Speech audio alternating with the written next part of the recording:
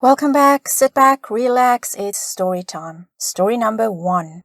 Opie writes, My marriage is on the rocks right now. They worked together for years, but at different sites. 3 years ago, I confronted him about the number of messages that were coming through to him that weren't work-related.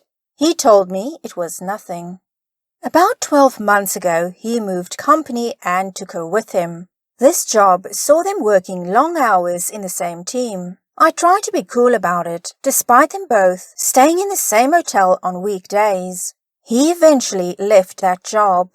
I noticed on a recent trip that she had messaged him multiple times. His call log flashed up when we got back, and there were about 10 in a row from her. I have access to his phone records and discovered that they talk 3 to 4 times on the phone per day and often call each other right before bed. My husband called me completely crazy, so I messaged her asking her, kind of nicely, to respect my marriage and reduce contact. She didn't reply. My husband is absolutely livid. He says he's allowed female friends. I'm a control freak, I need mental help, and that they only talk at those hours because they both work long shifts. I don't understand why they need to check in multiple times per day. He does prefer phone calls, and he does call his other friends too, but this one really sticks out on the call log. Regardless, a single woman isn't the same as a male friend or a married female friend.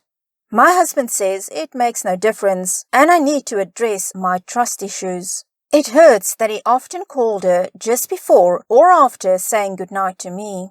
He also called her at the airport before our flight. It's worth mentioning that he never ever mentions he has contacted her. He claims this is because I would read into it and that he doesn't have to tell me everything.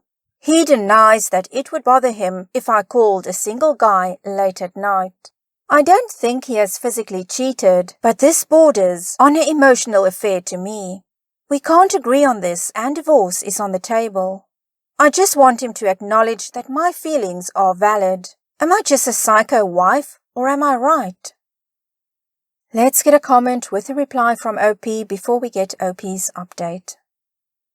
You did nothing wrong, and it's very suspicious that she didn't reply at least to explain nothing is going on.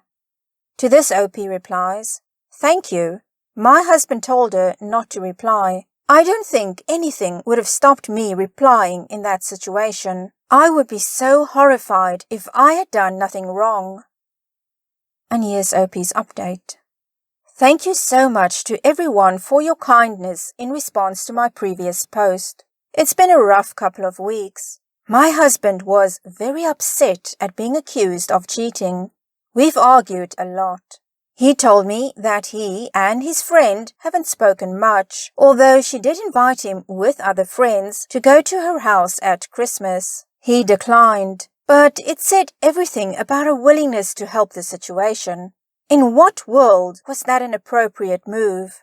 My husband said she was shocked by my message and supposedly didn't know that I had an issue with her. She since blocked me. My husband said he hid their contact because he knew I wouldn't like it. I've dug deeper and the extent of it is actually horrific. They started calling each other at the time they started working together more closely, and it's been pretty much constant calls since, most mornings and evenings, my birthday, multiple times last Christmas Day when I was in the shower, immediately before and after we went abroad. It goes on and on. I counted 12 calls on the day he started his new job, and they were no longer working together. He swears he's never physically cheated and still insists it is just a normal close friendship. He insists that he would be with her if he wanted to be. Regardless of whether anything physical took place, I won't compete with another woman in my own marriage. In the end, it doesn't really matter whether it was just emotional. He said he's lonely and needs friends. I've been alone Monday to Friday most days as someone who works from home, and I've been dealing with severe work stress on top of my mother's cancer. I've not been perfect in the marriage, but who is? To add to this, when I tried to arrange just one call with a male friend, which my husband knew about and was invited to, he hit the roof. Suddenly, I'm cheating because I message him about once a month, but the 7+ calls per day to his friends are all fine in his eyes. It says a lot. I've asked for a divorce. It won't be easy to bounce back from this, but I can't live this way. OP, there are so many red flags over here and I don't even know where to start. Being told you're crazy, that is so typical. The moment you're on the right track, then suddenly you're crazy and you need help and so forth and so on. It is not normal for somebody to contact a friend, male or female, it doesn't matter. It is not normal to contact somebody this many times a day. Unless there's something very specific going on, friends do not contact each other this many times every day. And you did say at one point, even if it is just an emotional affair, you can't live with this. Well, emotional affairs are often the foundation that physical affairs, sexual affairs end up being built on. And he did say he could be with her if he wanted to be with her. Does this mean that his friend actually does want more? He didn't come out and say it, but it kind of sounds like it. And OP, the fact that you confronted him about it the first time 3 years ago, and he still hasn't stopped with his behavior. There's still no boundaries in place. That is why I say, good for you, just get out of this marriage. This man doesn't respect you. He shares things with somebody else. He's taking it outside of the marriage. That intimacy, that emotional intimacy is being invested in somebody else. And you're getting the scraps. Every time he's messaging her when you're abroad on a trip and it's Christmas and it's your birthday and all of these things before bed, he's messaging her.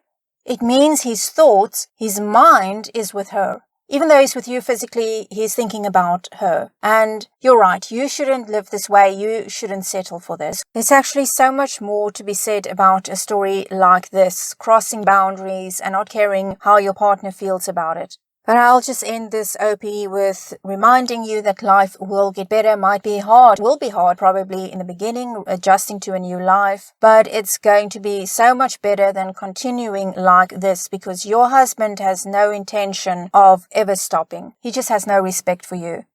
And I hope your mom gets better real soon as well, OP. Focus on that instead of allowing these two to take any more of your time and your emotions and putting all that stress on you, etc. Well, let's move on to story number 2. Opie writes, how do I, female 22, tell this guy, male 25, I had his child? When I was 14, I started some sort of relationship with him. We had very similar backgrounds, with both our parents being addicts, except I lived with my grandma and he lived with his foster parents. We were together for about a year, and then one day he was gone. I never got the full story, but it was along the lines that his foster parents lied on him and he was sent to a group home. I never knew where he exactly went. When he left, he wasn't responding to anything. I found out I was pregnant around 2 to 3 months after he left, and my son is 6 now. Luckily, it really opened my dad's eyes, and he's coming up on 6 years sober and has been the best ever since. Over time, I stopped looking. I've had the same Instagram account since 2012, so I follow a lot of people that were mutuals between him and I from back then. Earlier this week, in the Suggested for You section was his profile, and it's active. I decided I will reach out and tell him. I'm not looking for a check or to force him to take care of my son. I just feel like he deserves to know. How do I tell him? Well, that was just over a year ago, and here's OP's update. In late 2021, I made a post asking how to tell my son's father that we have a kid together. Growing up was hard, and by the way we grew up, I wouldn't expect much from him. This is not to knock him down, but he was living a certain lifestyle. Selling drugs / always fighting / rebellious teen crap. When I had a baby at 15, I had no clue what I was doing, but I did know that I would never do anything that would result in him growing up like I did. I believe people can change. Take my dad, for example. 10 years ago, he was a full-blown drug addict, and now he's fully sober and expecting his second child. Don't do too much, he's 42. With that being said, I decided to meet up with my son's father and feel him out. After doing so, I felt like he was very stable and told him about our son. It's not really a reaction you can explain, but just imagine someone being told they have a 6-year-old son. Yeah, he's 8 now. I gave him some time to process, and I let the ball be in his court. Last thing I wanted was to force anything on anyone. He called me 4 days later, and we decided to meet up again. We kept meeting up until I felt comfortable bringing him around my son. From the moment they met, it was just natural. I admire the amount of love and dedication he's put into being a father and giving my son that relationship that deep down I felt awful that I couldn't provide. All around positive update, and I'm really glad that my son now has his father in his life. Thanks to everyone that helped. Well, OP, it has been a year since he came into your son's life and everything is still going well. And at this point, there's no reason to believe that it won't continue to go well. And I'm so happy for all of you that this has a happy ending. Well, that's the end of this edition. Thank you for spending this time with me. I hope you enjoyed it. And if you did, please give it a thumbs up, consider subscribing, and I look forward to seeing you again soon. Take good care of yourself. Bye.